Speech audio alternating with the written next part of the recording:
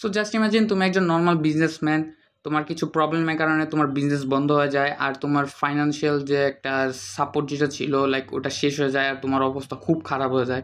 So একদিন তুমি like এরকম ছোটোখাটো লাইক একটা বাসা নাও, আগে বাসা ছেড়ে দিয়ে এখন তুমি যে বাসা ছাড়ছো ওই বাসায় লিটারেলি একটা বড় বিজনেসম্যান উঠে, অ্যান্ড তোমার ওইটা দেখা মনে হয় যে লাইক জেলাস ফিল হয়।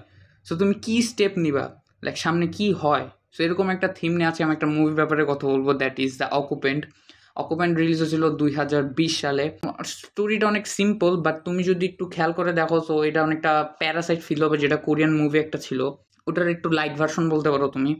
অ্যান্ড আমি বলবো যে তোমার যদি একটা সাইকোলজিক্যাল টাইপ মুভি লাগে, so it is must watch for you. And এরকম সাইকোলজিক্যাল মুভি অনেকটা স্লো ফিল হয়, কজ মানে অ্যাকশন থাকে না সেরকম।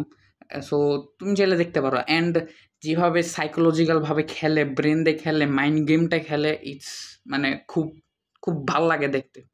সো তোমার যদি এরকম মাইন্ড গেম টাইপ মুভি ভালো লাগে, সো তুমি দেখতে পারো। অ্যান্ড এটা তুমি নেটফ্লিক্সে পাইতে পারবা।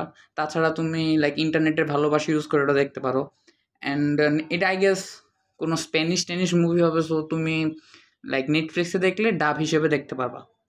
So that's it.